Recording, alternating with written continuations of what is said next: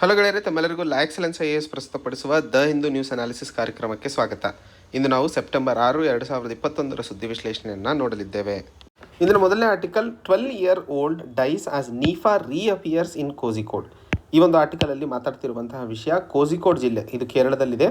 ಈ ಒಂದು ಜಿಲ್ಲೆಯಲ್ಲಿ 12 ವರ್ಷದ ಮಗು ನೀಫಾ ವೈರಸ್ ಮತ್ತೆ ಮರುಕಳಿಸೋದ್ರಿಂದ ಸಾವನ್ನಪ್ಪಿದೆ ಅನ್ನುವಂತಹ ಮಾತನ್ನು ಇಲ್ಲಿ ಹೇಳಲು ಪ್ರಯತ್ನಿಸ್ತಿರುವಂಥದ್ದು. ಮತ್ತೆ ಮರುಕಳಿಸಿದೆ ಅಂತಂದರೆ ಇದು ಮುಂಚೆ ಯಾವಾಗಾಗಿತ್ತು? 2018ರಲ್ಲಿ ನೀಫಾ ವೈರಸ್ ಮೊದಲನೇ ಬಾರಿಗೆ ಕೇರಳದಲ್ಲಿ ಕಾಣಿಸ್ಕೊಂಡಿತ್ತು. ಈ ಒಂದು ನೀಫಾ ವೈರಸ್ನ ಬಗ್ಗೆ ಮುಖ್ಯವಾಗಿ ಮಾತಾಡ್ತಿರುವಂತಹ ಸನ್ನಿವೇಶದಲ್ಲಿ ಈ ಆರ್ಟಿಕಲ್ ನಮಗೆ GS ಪೇಪರ್ 3 ಸೈನ್ಸ್ ಆ್ಯಂಡ್ ಟೆಕ್ನಾಲಜಿಗೆ ಸಂಬಂಧಿಸಿದಂತೆ ಬಹುಮುಖ್ಯಕರವಾಗಿರುತ್ತದೆ. ನೀಫಾ ವೈರಸ್ನ ಬಗ್ಗೆ ಮಾತಾಡಬೇಕು ಅಂತಂದರೆ ಮೊದಲನೇದಾಗಿ ಇದೊಂದು ಝೂನೋಟಿಕ್ ಡಿಸೀಸ್ ಆಗಿರುತ್ತದೆ. ಝೂನೋಟಿಕ್ ಅಂತಂದರೆ ಏನು? ಡಿಸೀಸಸ್ಗಳಲ್ಲಿ ಝೂನೋಟಿಕ್ ಡಿಸೀಸ್ ಅಂತಂದರೆ ಪ್ರಾಣಿಗಳಿಂದ ಮನುಷ್ಯರಿಗೆ ಹರಡುವಂತಹ ರೋಗಗಳನ್ನು ನಾವು ಝೂನೋಟಿಕ್ ಡಿಸೀಸಸ್ ಅಂತ ಕರಿತೀವಿ. ಆ್ಯಂಡ್ ಈ ಒಂದು ನೀಫಾ ವೈರಸ್ ಪ್ರಾಣಿಗಳಿಂದ ಮನುಷ್ಯರಿಗೆ ಹರಡಿದ ನಂತರ ಮನುಷ್ಯರಿಂದ ಮನುಷ್ಯರಿಗೆ ಕಂಟಾಮಿನೇಟೆಡ್ ಫುಡ್ಸ್ಗಳಿಂದಾಗಿ ಮನುಷ್ಯರಿಗೆ ಹರಡುವಂತಹ ಸನ್ನಿವೇಶಗಳನ್ನು ಜಾಸ್ತಿ ನೋಡ್ತೀವಿ ಅನ್ನುವಂಥದ್ದು. ಹಾಗೂ ಇದೇ ಸಂದರ್ಭದಲ್ಲಿ ನೀಫಾ ವೈರಸ್ಸಿಗೆ ಯಾವುದೇ ವ್ಯಾಕ್ಸಿನ್ ಇಲ್ಲ. ವ್ಯಾಕ್ಸಿನ್ ಇಲ್ಲದೇ ಇರುವಂತಹ ಕಾರಣಕ್ಕೆ ಇದರ ಅಡಿಯಲ್ಲಿ ಆಗುವಂತಹ ಸಿಂಪ್ಟಮ್ಸ್ಗಳು ಮುಖ್ಯವಾಗಿ ಉಸಿರಾಟದ ತೊಂದರೆ, ತಲೆನೋವು ಮತ್ತು ಎನ್ಸೆಫಲಿಟಿಸ್ ಆಗಿರುವಂತಹ ಗಂಭೀರವಾದ ಕ್ರಮಗಳನ್ನು ಅಥವಾ ಸನ್ನಿವೇಶಗಳನ್ನು ಕಾಣುವಂತಹ ನಿಟ್ಟಿನಲ್ಲಿ ಸಾವನ್ನ ಸಂಖ್ಯೆ ಜಾಸ್ತಿ ಆಗುತ್ತದೆ. ಮೊದಲನೇ ಬಾರಿಗೆ ಈ ಒಂದು ರೋಗವನ್ನು ಮಲೇಷ್ಯಾದಲ್ಲಿ 1998, ಸಿಂಗಾಪುರ್ನಲ್ಲಿ 1999ರಲ್ಲಿ ಕಾಣಿಸ್ಕೊಂಡಿತ್ತು. ಆವಾಗ ಆ ಸಂದರ್ಭದಲ್ಲಿ ಹಂದಿಯಿಂದ ಈ ರೋಗ ಹರಡಿತ್ತು. ಬಹಳಷ್ಟು ಪ್ರಾಣಿಗಳಲ್ಲಿ ನಾಯಿ, ಬೆಕ್ಕು, ಕುರಿ, ಕುದುರೆ ಇವುಗಳಲ್ಲೆಲ್ಲ ನೀಫಾ ವೈರಸ್ನ ಕಣಗಳನ್ನು ಕಂಡಿರುವಂತಹ ರಿಪೋರ್ಟ್ಸು ಸಹ ಇದ್ದಾವೆ. ಸೊ ಆ ಒಂದು ನಿಟ್ಟಿನಲ್ಲಿ ಮತ್ತೆ ಕಾಣಿಸ್ಕೊಂಡಿರುವಂತಹ ಈ ನೀಫಾ ವೈರಸ್ ಕೇರಳದಲ್ಲಿ ಬಹಳ ದೊಡ್ಡ ಪ್ರಮಾದವನ್ನು ಉಂಟು ಮಾಡುವಂತಹ ಸಾಧ್ಯತೆಗಳು ಇರುವಂತಹ ನಿಟ್ಟಿನಲ್ಲಿ ಇದನ್ನು ತಡೆ ಹಿಡಿಯೋದಕ್ಕೆ ಎಲ್ಲ ಕ್ರಮಗಳನ್ನು ಕೈಗೊಳ್ಳಲಾಗ್ತಾ ಇದೆ ಅನ್ನುವಂತಹ ವಿಷಯವನ್ನು ಇಲ್ಲಿ ಮುಖ್ಯವಾಗಿ ಅರ್ಥೈಸಿಕೊಳ್ಳಬೇಕಾಗಿರುವಂಥದ್ದು. Key to revitalising India's reservation system.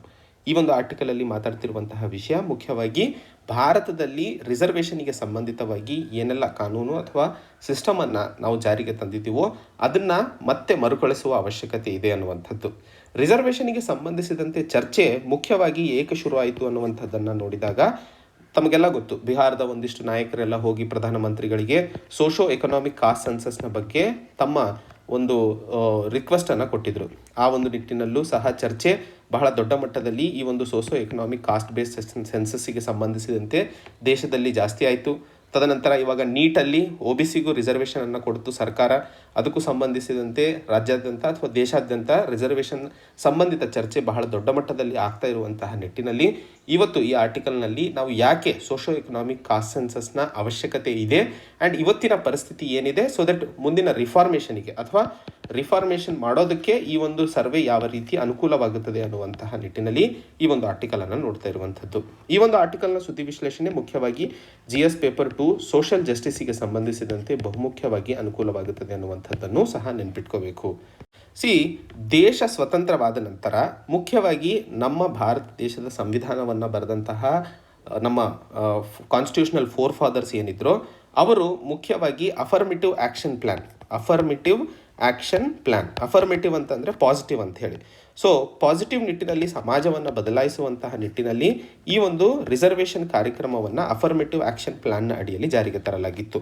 ಇದರ ಅಡಿಯಲ್ಲಿ ಮುಖ್ಯವಾಗಿ ಸಮಾಜದಲ್ಲಿ ಇರುವಂತಹ ಇನ್ಜಸ್ಟಿಸನ್ನು ತೆಗೆದುಹಾಕುವಂಥದ್ದು ಆ್ಯಂಡ್ ಅಸಮಾನತೆ ಏನು ಸಮಾಜದಲ್ಲಿ ಬಹಳ ದೊಡ್ಡ ಮಟ್ಟದ ಸಮಸ್ಯೆ ಆಗಿನ ಸಮಯದಲ್ಲಿ ಕಾಣಿಸ್ಕೊಳ್ತಾ ಇತ್ತು, ಅದಕ್ಕೆ ಸಂಬಂಧಿಸಿದಂತೆ ಉತ್ತರವನ್ನು ಅಫರ್ಮೇಟಿವ್ ಆ್ಯಕ್ಷನ್ ಪ್ಲ್ಯಾನಲ್ಲೇ ಸರ್ಕಾರ ಹಾಗೂ ನಮ್ಮ ಸಂವಿಧಾನದ ಫೌಂಡಿಂಗ್ ಫೋರ್ ಫಾದರ್ಸ್ ಕಂಡುಕೊಂಡಿದ್ರು. ಇದು ಮಾಡಿದ್ದು ಮುಖ್ಯವಾಗಿ ಸಮಾಜದಲ್ಲಿ ಸಮಾನತೆ ಮತ್ತು ಈ ಪ್ರಿನ್ಸಿಪಲ್ ಆಫ್ ಜಸ್ಟಿಸನ್ನು ಎತ್ತಿ ಹಿಡಿಯೋದಕ್ಕೋಸ್ಕರ. ಬಟ್ ಆದರೂ ಸಹ ಇವತ್ತಿಗೆ 75 ವರ್ಷಗಳ ಸ್ವತಂತ್ರ ದಿನಾಚರಣೆಯ ಆಚರಣೆ ನಾವೇನು ಅಮೃತ್ ಮಹೋತ್ಸವ ಸಂದರ್ಭದಲ್ಲಿ ಮಾಡ್ತಾ ಇದ್ದೀವೋ ಇವುಗಳನ್ನು ನೋಡಿದಾಗಲೂ ಇವತ್ತು ಸಮಾಜದಲ್ಲಿ ಅಸಮಾನತೆ ಉಳ್ಕೊಂಡಿದೆಯಾ ಅನ್ನುವಂತಹ ಪ್ರಶ್ನೆಗೆ ಉತ್ತರವನ್ನು ಕಂಡುಕೊಂಡಾಗ ಹೌದು, ಇವತ್ತಿಗೂ ಅಸಮಾನತೆ ಸಮಾಜದಲ್ಲಿ ಬಹಳ ದೊಡ್ಡ ಮಟ್ಟದಲ್ಲಿ ಉಳ್ಕೊಂಡಿದೆ. ಆ ಒಂದು ನಿಟ್ಟಿನಲ್ಲಿ ಭಾರತದ ಪ್ರಜಾಪ್ರಭುತ್ವದಲ್ಲಿ ಅಸಮಾನತೆಗೆ ಸಂಬಂಧಿಸಿದಂತೆ ನಾವು ಸಕ್ಸಸ್ಸನ್ನು ಕಾಣಲು ಸಾಧ್ಯವಾಗಿಲ್ಲ ಅನ್ನುವಂಥದ್ದನ್ನು ಹೇಳ್ತಾ ಇರುವಂಥದ್ದು. ಸೊ ಆ ಒಂದು ಸಂದರ್ಭದಲ್ಲಿ ಅದಕ್ಕೆ ಸಂಬಂಧಿಸಿದಂತೆ ರಿಫಾರ್ಮೇಷನ್ನ ಅವಶ್ಯಕತೆ ತುಂಬ ದೊಡ್ಡ ಮಟ್ಟದಲ್ಲಿ ಇದೆ ಅನ್ನುವಂತಹ ಮಾತನ್ನು ಹೇಳ್ತಾ ಇರುವಂಥದ್ದು. ನಮಗೆಲ್ಲ ಗೊತ್ತಿರೋ ಹಾಗೆ ಒಂದಿಷ್ಟು ರಿಸರ್ವೇಷನ್ ಅನ್ನುವಂಥದ್ದು ರಾಜಕೀಯವಾಗಿ ಅಥವಾ ಸರ್ಕಾರದ ಒಂದಿಷ್ಟು ಅಂಗಗಳಾದಂತಹ ಇನ್ಸ್ಟಿಟ್ಯೂಷನ್ಸ್ಗಳಲ್ಲಿ ರಿಸರ್ವೇಷನ್ ಪ್ರಾವಧಾನವನ್ನು ಮಾಡಲಾಗಿದೆ. ಆ ರಿಸರ್ವೇಷನ್ ಪ್ರಾವಧಾನ ಮುಖ್ಯವಾಗಿ ಸಮಾಜದಲ್ಲಿ ಇರುವಂತಹ ಒಂದಿಷ್ಟು ಹಿಂದುಳಿದ ಜನಾಂಗಕ್ಕೆ ಅನುಕೂಲ ಮಾಡಿಕೊಡುವಂತಹ ನಿಟ್ಟಿನಲ್ಲಿ ಮಾಡಲಾಗಿದೆ.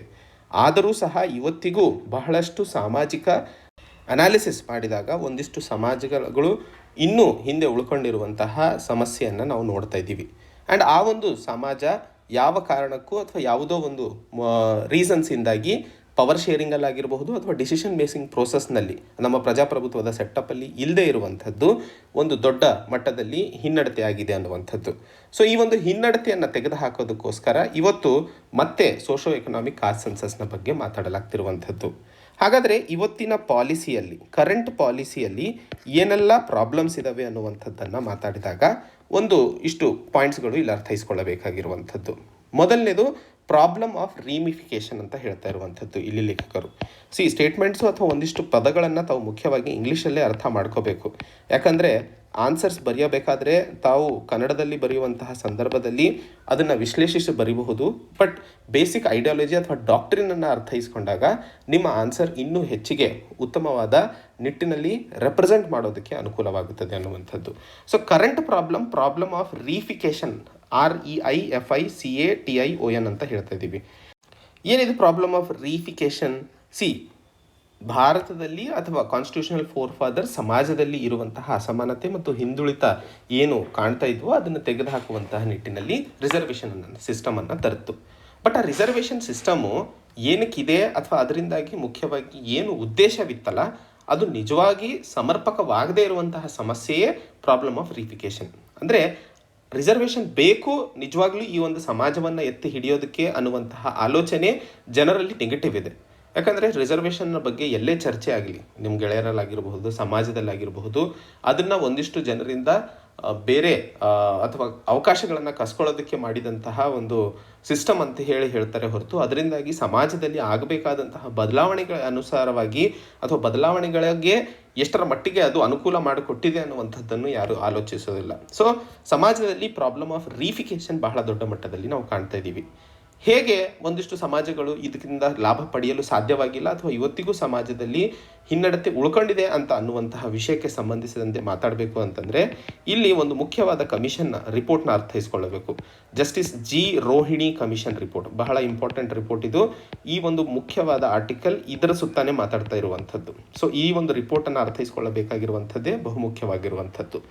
Justice G Rohini commission report ಮುಖ್ಯವಾಗಿ OBC ಕ್ಯಾಟಗರಿಯಲ್ಲಿ ಇರುವಂತಹ ಸಬ್ ಕ್ಯಾಟಗರಿಗಳಿಗೆ ಎಷ್ಟರ ಮಟ್ಟಿಗೆ ರಿಸರ್ವೇಷನ್ನ ಬೆನಿಫಿಟ್ಸ್ ಸಿಕ್ಕಿದ್ದಾವೆ ಅನ್ನುವಂಥದ್ದನ್ನು ಅರ್ಥೈಸ್ಕೊಳ್ಳೋದಕ್ಕೆ ಈ ಒಂದು ಕಮಿಷನನ್ನು ರಚನೆ ಮಾಡಿತ್ತು. ಈ ಒಂದು ಕಮಿಷನ್, ರೋಹಿಣಿ ಕಮಿಷನ್, ಮುಖ್ಯವಾಗಿ ಕಳೆದ 5 ವರ್ಷಗಳ ಡೇಟಾ ಕೇಂದ್ರ ಸರ್ಕಾರ ಮತ್ತು OBC ಅಡ್ಮಿಷನ್ಸ್ಗಳು ಏನು ಸೆಂಟ್ರಲ್ ಹೈಯರ್ ಎಜುಕೇಷನಲ್ ಇನ್ಸ್ಟಿಟ್ಯೂಷನ್ಸ್ಗಳಲ್ಲಿ ಅಂದರೆ ಕೇಂದ್ರ ಸರ್ಕಾರದ ಉದ್ಯೋಗಾವಕಾಶಗಳು ಮತ್ತು ಹೈಯರ್ ಎಜುಕೇಷನಲ್ ಇನ್ಸ್ಟಿಟ್ಯೂಷನ್ಸ್ಗಳು ಯಾವೆಲ್ಲ ಕೇಂದ್ರ ಸರ್ಕಾರದ ಅಡಿಯಲ್ಲಿದ್ದಾವೋ ಅದರಲ್ಲಿ ರಿಸರ್ವೇಷನ್ ಬೆನಿಫಿಟ್ಸ್ ಯಾವೆಲ್ಲ ಸಮಾಜ ಅಥವಾ ಜನಾಂಗದವರಿಗೆ ಸಿಕ್ಕಿದೆ ಅನ್ನುವಂತಹ ಮಾಹಿತಿಯನ್ನು ಅನಾಲಿಸಿಸ್ ಮಾಡಿರುವಂಥದ್ದು. ಆ ಒಂದು ಅನಾಲಿಸಿಸ್ನಲ್ಲಿ ತಿಳಿದು ಬಂದಿರುವಂತಹ ಮಾಹಿತಿ ಏನಪ್ಪ ಅಂತಂದರೆ 97% ಸೆಂಟ್ರಲ್ OBC ಕೋಟಾ ಏನಿದೆಯಲ್ಲ ಅದು ಬರೀ 25% OBC ಕಾಸ್ಟ್ಗಳು ಉಪಯೋಗಿಸ್ಕೊತಾ ಇರುವಂಥದ್ದು. ಅಂದರೆ ಸುಮಾರು 983 OBC ಕಾಸ್ಟ್ಗಳು ಅಥವಾ ಕಮ್ಯುನಿಟಿಗಳು 37% ಏನು OBC ಜನಾಂಗಕ್ಕೆ ಸೇರ್ಕೊಂಡವ್ರು ಇದ್ದಾರೋ ಇವರು ಝೀರೋ ರೆಪ್ರೆಸೆಂಟೇಷನ್ ಇದೆ. 37 ಝೀರೋ ರೆಪ್ರೆಸೆಂಟೇಷನ್ ಅಂದರೆ ಇವರು ಬೆನಿಫಿಟ್ ರಿಸರ್ವೇಷನಿಂದ ಏನು ಸಿಗುತ್ತದೆಯೋ ಗೌರ್ಮೆಂಟ್ ಜಾಬ್ಗಳಲ್ಲಿ, ಅಡ್ಮಿಷನ್ ಸೆಂಟ್ರಲ್ ಯೂನಿವರ್ಸಿಟೀಸ್ಗಳಲ್ಲಿ ಇವರಿಗೆ ಯಾವುದೇ ಪ್ರಾವಧಾನದ ಲಾಭ ಸಿಕ್ಕಿಲ್ಲ ಅನ್ನುವಂತಹ ಮಾತನ್ನು ಹೇಳ್ತಾ ಇರುವಂಥದ್ದು. ಹಾಗಾದರೆ OBCಯಲ್ಲಿ ಬರೀ 10% ಸಮಾಜಗಳು ಈ ಒಂದು ರಿಸರ್ವೇಷನ್ ಬೆನಿಫಿಟನ್ನು ಪಡ್ಕೋತಾ ಇದ್ದಾರೆ ಜಾಸ್ತಿ. ಈ 10% ಸಮಾಜ 24.95% ರಿಸರ್ವೇಷನ್ ಬೆನಿಫಿಟನ್ನು ಪಡ್ಕೋತಾ ಇದೆ. ಈ ಒಂದು ರಿಪೋರ್ಟ್ ಮುಖ್ಯವಾಗಿ ಸಮಾಜದಲ್ಲಿ ಅಥವಾ OBC ಕ್ಯಾಟಗರಿಯಲ್ಲೇ ಎಷ್ಟರ ಮಟ್ಟಿಗೆ ಆಂತರಿಕವಾಗಿ ನೋಡಿದಾಗ ಅಸಮಾನತೆ ಇದೆ ಅನ್ನುವಂಥದ್ದು ಕಾಣಿಸ್ಕೊಳ್ತಾ ಇದೆ. OBC ರಿಸರ್ವೇಷನ್ ಅಥವಾ OBC ಕಮ್ಯುನಿಟೀಸ್ಗಳಲ್ಲಿ 37% ಜನಾಂಗ ಯಾವುದೇ ಬೆನಿಫಿಟ್ಸ್ ಪಡ್ಕೋತಾ ಇಲ್ಲ. ಬರೀ 10% ಜನಾಂಗ OBCಗೆ ಸೇರ್ಕೊಂಡವರು 24.95% ಜಾಬ್ಸ್ ಮತ್ತು ಅಡ್ಮಿಷನ್ಸ್ಗಳಲ್ಲಿ ಲಾಭವನ್ನು ಪಡಿತಾ ಇದೆ ಅಂದಾಗ ಎಷ್ಟರ ಮಟ್ಟಿಗೆ ಅಸಮಾನತೆ ಇದೆ ಅನ್ನುವಂಥದ್ದನ್ನು ರೋಹಿಣಿ ಕಮಿಷನ್ ತೋರಿಸ್ಕೊಡ್ತಾ ಇರುವಂಥದ್ದು. ಆ್ಯಂಡ್ ನಾನು ಹೇಳಿದೆ, ರೋಹಿಣಿ ಕಮಿಷನ್ ಮುಖ್ಯವಾಗಿ ಕೇಂದ್ರ ಸರ್ಕಾರದ ಉದ್ಯೋಗಾವಕಾಶಗಳು ಮತ್ತು ಶಿಕ್ಷಣ ಕ್ಷೇತ್ರಗಳಲ್ಲಿ ಪ್ರಾವಧಾನಗಳನ್ನು ಪಡ್ಕೊಂಡಿರೋರ ಬಗ್ಗೆ ಸ್ಟಡಿ ಮಾಡಿರುವಂಥದ್ದು. ಹಾಗಾದರೆ ರಾಜ್ಯ ಮತ್ತು ಬೇರೆ ಸಾಮಾಜಿಕ ಸ್ಟಡೀಸ್ಗಳನ್ನು ಮಾಡಿದಾಗ ನಾವು ಇನ್ನೂ ಎಷ್ಟು ದೊಡ್ಡ ಮಟ್ಟದಲ್ಲಿ ಡೇಟಾ ಇಂಡಿಫರೆನ್ಸನ್ನು ಕಾಣಬಹುದು ಅನ್ನುವಂತಹ ಮಾತನ್ನು ಹೇಳಲು ಇಲ್ಲಿ ಪ್ರಯತ್ನಿಸ್ತಿರುವಂಥದ್ದು. ಸೊ ಇದೆಲ್ಲವನ್ನು ನೋಡಿದಾಗ ಇವತ್ತು ಸಮಾಜದಲ್ಲಿ ಯಾಕೆ ಸಾಮಾಜಿಕ ಮತ್ತು ಆರ್ಥಿಕ ಆಧಾರದ ಮೇಲೆ socio economic caste based census ಅಂತ ಏನು ಕರಿತಿದೀವೋ ಅದರ ಅವಶ್ಯಕತೆ ಇದೆ ಅನ್ನುವಂಥದ್ದು ಗೊತ್ತಾಗುತ್ತೆ. ಆವಾಗಲೇ ಇವತ್ತು 75 ವರ್ಷಗಳ ಸಂದರ್ಭದಲ್ಲಿ ಏನು ಸ್ವತಂತ್ರ ದಿನಾಚರಣೆಯನ್ನು ಆಚರಿಸ್ತಾ ಇದ್ದೀವೋ ಈ ಸಂದರ್ಭದಲ್ಲಿ ಸಾಮಾಜಿಕ ವರ್ಗದವರು ಸಾಮಾಜಿಕವಾಗಿ ಹಿಂದುಳ್ಕೊಂಡಿರೋರಾಗಿರಬಹುದು, ಆರ್ಥಿಕವಾಗಿ ಹಿಂದುಳ್ಕೊಂಡಿರೋ ಸಮಾಜ ಆಗಿರಬಹುದು, ಎಷ್ಟರ ಮಟ್ಟಿಗೆ ರಾಜಕೀಯವಾಗಿ, ಶೈಕ್ಷಣಿಕವಾಗಿ, ಔದ್ಯೋಗಿಕವಾಗಿ ಲಾಭವನ್ನು ಪಡೆಯಲು ಸಾಧ್ಯವಾಗಿದೆ ಅನ್ನುವಂಥದ್ದನ್ನು ಅರ್ಥೈಸಿಕೊಂಡು ಅದರ ಆಧಾರದ ಮೇಲೆ ಪಾಲಿಸಿ ರಿಫಾರ್ಮೇಷನ್ನ ತರಲು ಆಲೋಚಿಸುವ ಪ್ರಯತ್ನಗಳು ನಡೆಸಬಹುದು ಅನ್ನುವಂತಹ ಮಾತನ್ನು ಇಲ್ಲಿ ಹೇಳ್ತಾ ಇರಾಗ್ತಿರುವಂಥದ್ದು. ಸೊ ನಮಗೆ ಗೊತ್ತಿಲ್ಲದೆ ಇರೋ ವಿಷಯ ಏನಪ್ಪ ಅಂತಂದರೆ 1991ರಲ್ಲಿ ಆದಂತಹ ಲಿಬರಲೈಸೇಷನ್, ಪ್ರೈವೇಟೈಸೇಷನ್ ಮತ್ತು ಗ್ಲೋಬಲೈಸೇಷನ್ ಪಾಲಿಸಿ ಮುಖ್ಯವಾಗಿ ಆರ್ಥಿಕ ವ್ಯವಸ್ಥೆಯಲ್ಲಿ ಬಹಳ ದೊಡ್ಡ ಮಟ್ಟದ ಬದಲಾವಣೆಯನ್ನು ಮಾಡ್ತು. ಬಟ್ ಆ ಬದಲಾವಣೆಯಿಂದಾಗಿ ಎಷ್ಟು ವರ್ಗದ ಜನರು ಈ ಲಾಭವನ್ನು ಪಡ್ಕೊಂಡ್ರು? ಯಾಕಂದರೆ ಆರ್ಥಿಕ ವ್ಯವಸ್ಥೆ ಅಥವಾ ಆರ್ಥಿಕ ಎಕಾನಮಿ ಅಂತ ಏನು ಕರಿತೀವೋ ಅದು ಓಪನ್ ಆದ ಮೇಲೆ ಅದರಿಂದ ಲಾಭ ಪಡ್ಕೊಂಡವ್ರು ಯಾರು ಲಾಭ ಪಡ್ಕೊಳ್ಳೋಕೆ ಸಾಧ್ಯ ಆಗಿಲ್ಲ. ಅದಲ್ಲದೆ ಎಷ್ಟು ವರ್ಗದ ಜನರು ಈ ಒಂದು ಕ್ಯಾಪಿಟಲಿಸ್ಟ್ ಸಿಸ್ಟಮ್ನಿಂದಾಗಿ ಕುಗ್ಗು ಹೋಗಿದ್ದಾರೆ, ಯಾವುದೇ ಒಂದು ಸೋಷಿಯಲ್ ಸೆಕ್ಯೂರಿಟಿ ನೆಟ್ ಇಲ್ಲದೆ ಅನ್ನುವಂಥದ್ದನ್ನು ಅರ್ಥೈಸಿಕೊಳ್ಳಲು ಸೋಷಿಯೋ ಎಕನಾಮಿಕ್ ಕಾನ್ಸೆನ್ಸಸ್ನ ಅವಶ್ಯಕತೆ ಇದೆ ಅನ್ನುವಂಥದ್ದನ್ನು ಹೇಳ್ತಾ ಇರುವಂಥದ್ದು. ಸೊ ಈ ಒಂದು ಸಂದರ್ಭದಲ್ಲಿ ನಾವು ಅರ್ಥ ಮಾಡ್ಕೋಬೇಕಾಗಿರುವಂಥದ್ದು ಮುಖ್ಯವಾಗಿ ಕಾಂಟೆಕ್ಸ್ಟ್ ಸೆನ್ಸಿಟಿವ್ ಎವಿಡೆನ್ಸ್ ಬೇಸ್ಡ್ ಪಾಲಿಸಿಯನ್ನು ತರುವ ಅವಶ್ಯಕತೆ ಇದೆ. ಈ ಎರಡು ಮುಖ್ಯವಾದ ಪದಗಳನ್ನು ಅರ್ಥೈಸ್ಕೊಳ್ಳಬೇಕು. Context sensitive and evidence based ಪಾಲಿಸೀಸ್ಗಳನ್ನು ತರಿಸುವ ಅವಶ್ಯಕತೆ ಇದೆ ಇವತ್ತಿನ ಸಂದರ್ಭದಲ್ಲಿ. ಆವಾಗಲೇ ನಾವು ಏನಾದರೂ ಸಮಾಜದಲ್ಲಿ ಇರುವಂತಹ ನ್ಯೂನತೆಗಳನ್ನು ಸರಿಪಡಿಸಲು ಸಾಧ್ಯವಾಗುತ್ತದೆ. ಅದಕ್ಕೆ ಸಂಬಂಧಿಸಿದಂತೆ ಯುನೈಟೆಡ್ ಸ್ಟೇಟ್ಸ್ ಮತ್ತು UK ಉದಾಹರಣೆಗೆ ಅಂತಾರಾಷ್ಟ್ರೀಯ ಮಟ್ಟದಲ್ಲಿ ಮಾತಾಡಿದಾಗ ಈಕ್ವಲ್ ಅಪಾರ್ಚುನಿಟೀಸ್ ಕಮಿಷನ್ ಅನ್ನುವಂತಹ ಒಂದು ಕಮಿಷನ್ನ ರಚನೆ ಮಾಡಲಾಗಿದೆ. ಈ ಒಂದು ಕಮಿಷನ್ ಮುಖ್ಯವಾಗಿ ಡಿಪ್ರಿವೇಷನ್ ಇಂಡೆಕ್ಸ್ನ ಬಗ್ಗೆ ಆ ಒಂದು ಸಮಾಜದಲ್ಲಿ ಸ್ಟಡಿ ಮಾಡುತ್ತದೆ. ಈಕ್ವಲ್ ಅಪಾರ್ಚುನಿಟೀಸ್ ಕಮಿಷನ್ ಅಂತ ಹೇಳಿ US ಮತ್ತು UK ತರಲಾಗಿರುವಂಥದ್ದು. ಇದು ಕಮಿಷನ್ ಡಿಪ್ರಿವೇಷನ್ ಇಂಡೆಕ್ಸ್ ಅನ್ನುವಂತಹ ಒಂದು ರಿಪೋರ್ಟನ್ನು ಹೊರಹಾಕುತ್ತದೆ. ಈ ಒಂದು ರಿಪೋರ್ಟ್ನಲ್ಲಿ ಮುಖ್ಯವಾಗಿ ಸಾಮಾಜಿಕವಾಗಿ ಮತ್ತು ಆರ್ಥಿಕವಾಗಿ ಏನೆಲ್ಲ ಅಸಮಾನತೆಗಳು ಸಮಾಜದಲ್ಲಿ ಇದ್ದಾವೆ, ಜಾತಿ, ಜೆಂಡರ್, ರಿಲಿಜನ್ ಮತ್ತು ಬೇರೆ ಇನ್ಇಕ್ವಾಲಿಟೀಸಿಗೆ ಸಂಬಂಧಿಸಿದಂತೆ ಈ ಒಂದು ಕಮಿಷನ್ ಕೊಡುವಂತಹ ರಿಪೋರ್ಟನ್ನು ಆಧರಿಸಿ ಸರ್ಕಾರ ಪ್ರಮುಖವಾದ ಕ್ರಮಗಳನ್ನು ಕೈಗೊಳ್ಳಲು ಅನುಕೂಲವಾಗುತ್ತದೆ ಅನ್ನುವಂಥದ್ದು. ಸೊ ಆ ಒಂದು ನಿಟ್ಟಿನಲ್ಲಿ ಭಾರತದಲ್ಲೂ ಇದೇ ರೀತಿಯ ಒಂದು ಸಿಸ್ಟಮನ್ನು ತರುವ ಅವಶ್ಯಕತೆ ಇದೆ ಅನ್ನುವಂಥದ್ದು. ಆ ಒಂದು ನಿಟ್ಟಿನಲ್ಲಿ ಭಾರತ ಸರ್ಕಾರ 2008ರಲ್ಲಿ ಈಕ್ವಲ್ ಅಪಾರ್ಚುನಿಟೀಸ್ ಕಮಿಷನ್ನ ಒಂದು ಎಕ್ಸ್ಪರ್ಟ್ ಕಮಿಟಿಯನ್ನು ರಚನೆ ಮಾಡಿತ್ತು. ಆ ಒಂದು ಕಮಿಟಿಯು ಒಂದಿಷ್ಟು ರೆಕಮೆಂಡೇಷನ್ಸ್ಗಳನ್ನು ಸುಮಾರು 10 ವರ್ಷಗಳ ಹಿಂದೆಯೇ ಕೊಟ್ಟಿತ್ತು ಮಿನಿಸ್ಟ್ರಿ ಆಫ್ ಮೈನಾರಿಟಿ ಅಫೇರ್ಸಿಗೆ.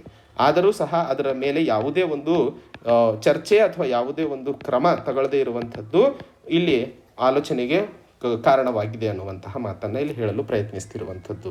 ಸೊ ಇವತ್ತು ಸಮಾಜ ಏನಾದರೂ ಬೆಳವಣಿಗೆ ಕಡೆಗೆ ಹೋಗಬೇಕು ಅಂತಂದರೆ ಮುಂದೆ ಯಾವುದೇ ಸರ್ಕಾರ ಬರಲಿ, UPA ಬರುತ್ತೋ, NDA ಬರುತ್ತೋ, ಯಾರಾದರೂ ಬರಲಿ, ಸಮಾಜದ ಉದ್ಧಾರಕ್ಕಾಗಿ ಡೆಮೋಕ್ರಸಿ ಅಥವಾ ಪ್ರಜಾಪ್ರಭುತ್ವವನ್ನು ಬೆಳೆಸಬೇಕು ಅಂತಂದರೆ ಈ ನ್ಯೂನತೆಗಳನ್ನು ಅರ್ಥೈಸಿಕೊಂಡು ಅದರ ಮೇಲೆ ಕೆಲಸ ಮಾಡುವ ಅವಶ್ಯಕತೆ ಇದೆ ಅನ್ನುವಂತಹ ಮಾತನ್ನು ಇಲ್ಲಿ ಹೇಳಲು ಪ್ರಯತ್ನಿಸ್ತಿರುವಂಥದ್ದು. ಮುಂದಿನ article judicial role in improving law making. ಈ ಒಂದು ಆರ್ಟಿಕಲಲ್ಲಿ ನಾವು ಮಾತಾಡ್ತಿರುವಂತಹ ವಿಷಯ ಮುಖ್ಯವಾಗಿ ನ್ಯಾಯಾಂಗ ವ್ಯವಸ್ಥೆಯ ಪಾತ್ರ ಲಾ ಮೇಕಿಂಗಲ್ಲಿ ಅಥವಾ ಲೆಜಿಸ್ಲೇಚರಲ್ಲಿ ಎಷ್ಟರ ಮಟ್ಟಿಗೆ ಇದೆ ಅನ್ನುವಂಥದ್ದು. ಆ ಒಂದು ನಿಟ್ಟಿನಲ್ಲಿ ಈ ಒಂದು ಆರ್ಟಿಕಲ್ನ ಸುದ್ದಿ ವಿಶ್ಲೇಷಣೆ ಮುಖ್ಯವಾಗಿ ನಮಗೆ GS ಪೇಪರ್ 2 ಜುಡಿಷರಿಗೆ ಸಂಬಂಧಿಸಿದಂತೆ ಬಹುಮುಖ್ಯಕರವಾಗಿರುತ್ತದೆ ಅನ್ನುವಂಥದ್ದನ್ನು ಸಹ ತಾವಿಲ್ಲಿ ನೆನ್ಪಿಟ್ಕೋಬೇಕು. ಯಾಕೆ ಇವತ್ತು ಇದನ್ನು ಮಾತಾಡ್ತಾ ಇದ್ದೀವಿ? ಮೊನ್ನೆ ಆದಂತಹ ಮಾನ್ಸೂನ್ ಸೆಷನ್ನಲ್ಲಿ ನಾವು ನೋಡಿದ್ವಿ. ಇಡೀ ಮಾನ್ಸೂನ್ ಸೆಷನ್ನು ಆಪೋಸಿಷನ್ ಪಾರ್ಟಿಗಳು ಪೆಗಸಿಸ್ ಮತ್ತು ಫಾರ್ಮ್ ಬಿಲ್ಸ್ನ ವಿರೋಧವನ್ನೇ ವ್ಯಕ್ತಪಡಿಸ್ತಾ ಇದ್ದರು. ಆ ಒಂದು ಗಲಾಟೆಯ ನಡುವೆ ಸರ್ಕಾರ ಒಂದಿಷ್ಟು ಬಿಲ್ಸ್ಗಳನ್ನು ತಾನಾಗಿ ತಾನು ಪಾಸ್ ಮಾಡ್ಕೊತಾನೆ ಹೋಯಿತು.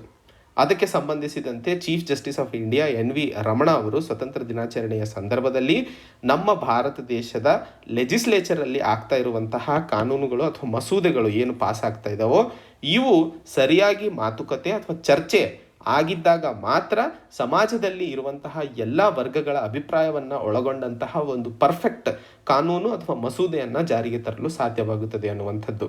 So chief justice of Ramana ಅವರು ಹೇಳಿರುವಂತಹ ಮಾತು ಕೇಳಿದಾಗ ಇವತ್ತು ಲೆಜಿಸ್ಲೇಚರಲ್ಲಿ ನಡೀತಾ ಇರುವಂತಹ ಕೃತ್ಯ ಅಥವಾ ಕೆಲಸಗಳು ಏನಿದೆ ಅದು ಸಂವಿಧಾನದ ವಿರುದ್ಧವಾಗಿದೆ ಅನ್ನುವಂಥದ್ದು. ಅವುಗಳನ್ನು ನೋಡಿದಾಗ ಇವತ್ತು ಜುಡಿಷರಿ ಇಂಟರ್ಫಿಯರ್ ಆಗುವ ಅವಶ್ಯಕತೆ ಇದೆ ಲೆಜಿಸ್ಲೇಚರಲ್ಲಿ ಅನ್ನುವಂಥದ್ದು. ಈ ಆರ್ಟಿಕಲ್ನ ಮುಂದಿನ ಅಧಿವೇಶನ ನೋಡೋದಕ್ಕಿಂತ ಮುನ್ನ ಸಂವಿಧಾನದಲ್ಲಿ ಜುಡಿಷರಿ ಮತ್ತು ಎಕ್ಸಿಕ್ಯೂಟಿವ್ಗೆ ಸಪರೇಟ್ ಅಥವಾ ಸಪರೇಷನ್ ಆಫ್ ಪವರ್ಸ್ನ ಪ್ರಾವಧಾನ, ಎಲ್ಲವೂ ಇಂಡಿಪೆಂಡೆಂಟ್ ಆಗಿ ಕೆಲಸ ಮಾಡ್ತವೆ ಅನ್ನುವಂಥದ್ದು.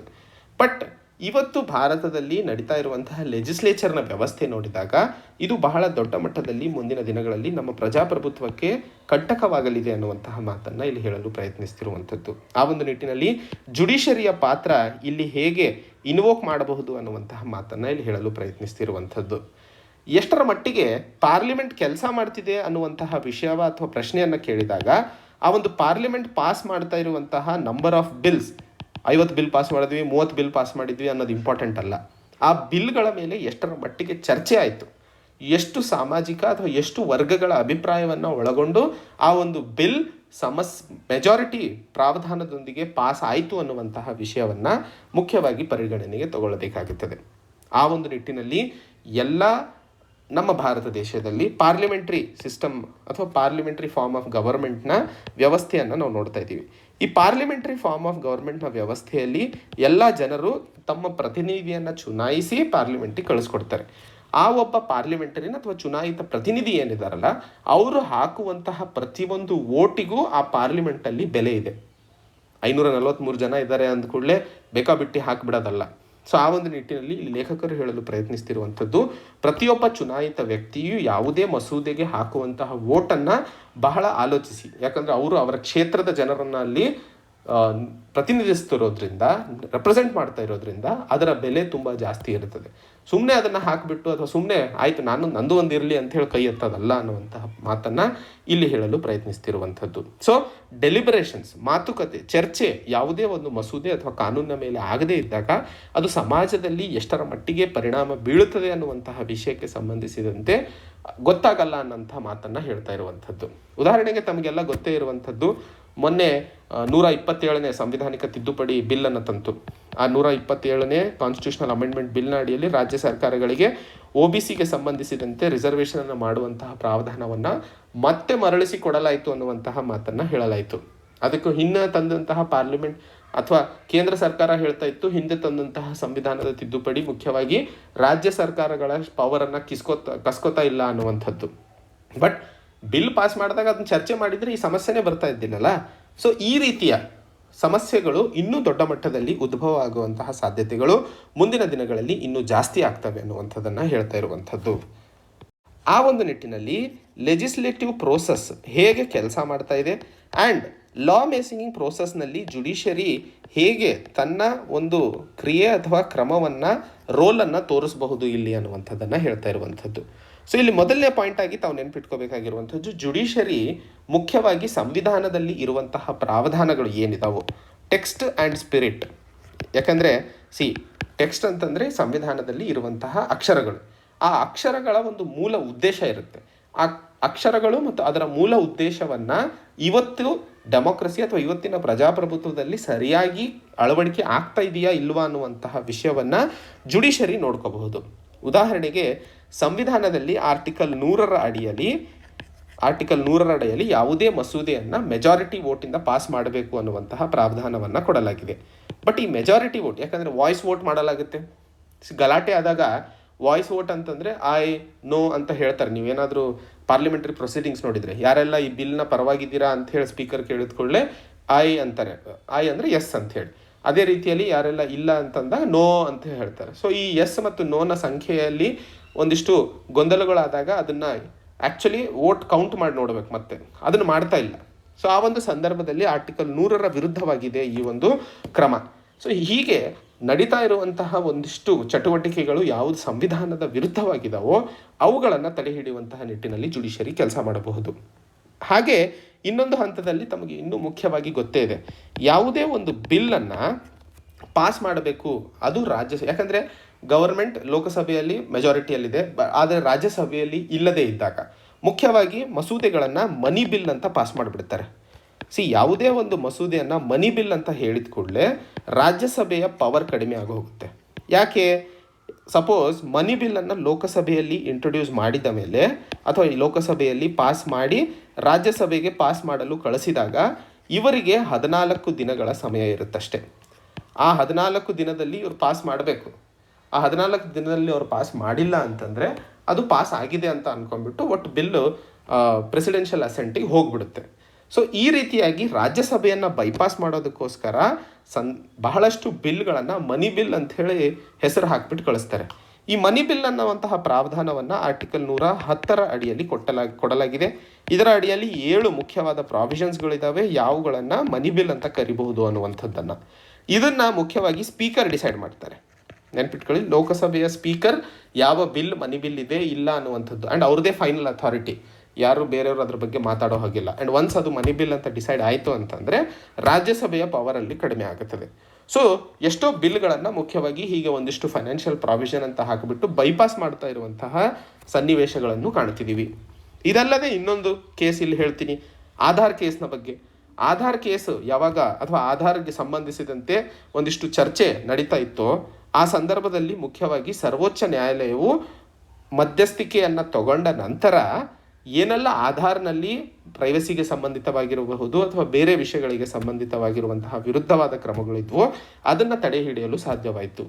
ಸೊ ಜುಡಿಷರಿ ಸಂವಿಧಾನದಲ್ಲಿ ಕೊಟ್ಟಿರುವಂತಹ ಪದಗಳು ಮತ್ತು ಅದರ ಮೂಲ ಉದ್ದೇಶವನ್ನು ಇಂಪ್ಲಿಮೆಂಟ್ ಮಾಡುವಂತಹ ನಿಟ್ಟಿನಲ್ಲಿ ತನ್ನ ಕ್ರಮ ಅಥವಾ ತನ್ನ ಒಂದು ಹಸ್ತಕ್ಷೇಪವನ್ನು ಲೆಜಿಸ್ಲೇಚರ್ ಅಥವಾ ಲಾ ಮೇಕಿಂಗ್ ಪ್ರೋಸೆಸ್ಸಲ್ಲಿ ಮಾಡಬಹುದು ಅನ್ನುವಂತಹ ಮಾತನ್ನು ಇಲ್ಲಿ ಹೇಳಲು ಪ್ರಯತ್ನಿಸ್ತಿರುವಂಥದ್ದು. ಮುಂದಿನ ಹಂತದಲ್ಲಿ, 2ನೇ ಹಂತದಲ್ಲಿ ನೋಡಿದಾಗ ಮುಖ್ಯವಾಗಿ ಜುಡಿಷರಿ ಯಾವೆಲ್ಲ ಕಾನೂನಿನ ಮೇಲೆ ಆಗ್ತಾ ಇರುವಂತಹ ಅಥವಾ ಮಸೂದೆಗಳ ಮೇಲೆ ಆಗ್ತಾ ಇರುವಂತಹ ಡೆಲಿಬರೇಷನ್ಸಿಗೆ ಆಧರಿಸಿ ಅಥವಾ ಚರ್ಚೆಗಳನ್ನು ಆಧರಿಸಿ ಅದರ ವ್ಯಾಲಿಡಿಟಿಯನ್ನು ಡಿಸೈಡ್ ಮಾಡಬೇಕು ಅನ್ನುವಂಥದ್ದು. ತಮಗೆಲ್ಲ ಗೊತ್ತಿದ್ರೆ ಆರ್ಟಿಕಲ್ 13 ಮತ್ತು ಆರ್ಟಿಕಲ್ 32. ಆರ್ಟಿಕಲ್ 13 ಯಾವುದಾದರೂ ಕಾನೂನು ಸಂವಿಧಾನದ ಮೂಲಭೂತ ಹಕ್ಕುಗಳ ವಿರುದ್ಧವಾಗಿದ್ದಲ್ಲಿ ಅದು ವಾಯ್ಡ್ ಆಗುತ್ತೆ ಅನ್ನುವಂಥದ್ದು ಆರ್ಟಿಕಲ್ 13 ಹೇಳುತ್ತೆ. ಆರ್ಟಿಕಲ್ 32 ಅಡಿಯಲ್ಲಿ ಜುಡಿಷಿಯಲ್ ರಿವ್ಯೂನ ಪ್ರಾವಧಾನಗಳು ನಾವು ಸಂವಿಧಾನದಲ್ಲಿ ಕಾಣ್ತೀವಿ. ಸೊ ಯಾವುದಾದರೂ ಕಾನೂನು ಚರ್ಚೆ ಅಥವಾ ಪಾರ್ಲಿಮೆಂಟಲ್ಲಿ ಡಿಸ್ಕಷನ್ ಇಲ್ಲದೆ ಪಾಸ್ ಆದಂತಹ ಸಂದರ್ಭದಲ್ಲಿ ಅದರ ವ್ಯಾಲಿಡಿಟಿಯನ್ನು ಸರ್ವೋಚ್ಚ ನ್ಯಾಯಾಲಯವು ಕನ್ಸಿಡರೇಷನಿಗೆ ತಗೋಬಹುದು ಅನ್ನುವಂತಹ ಮಾತನ್ನು ಇಲ್ಲಿ ಹೇಳ್ತಿರುವಂಥದ್ದು.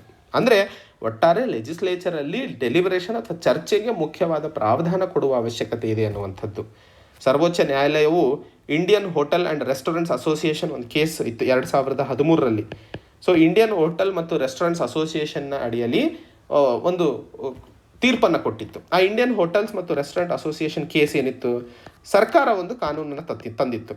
ಆ ಕಾನೂನಿನ ಅಡಿಯಲ್ಲಿ ಯಾರೆಲ್ಲ 3 ಸ್ಟಾರ್ ಹೋಟೆಲ್ಗಳಿದಾವಲ್ಲ, ಈ 3 ಸ್ಟಾರ್ ಹೋಟೆಲ್ಗಿನ ಕೆಳಗಡೆ ಇರುವಂತಹ ಹೋಟೆಲ್ಗಳಲ್ಲಿ ಹೆಣ್ಣು ಮಕ್ಕಳನ್ನು ಡಾನ್ಸ್ ಆಪರೇಷನ್ಸ್ ಅಥವಾ ಡಾನ್ಸ್ ಒಂದಿಷ್ಟು ಕ್ರಮಗಳು ಹೋಟೆಲ್ಸ್ಗಳಲ್ಲಿ ನಡೀತವೆ. ಸೊ ಆ ಒಂದು ಡಾನ್ಸ್ಗಳ ಪ್ರಾವಧಾನವನ್ನು ಬ್ಯಾನ್ ಮಾಡಿತ್ತು.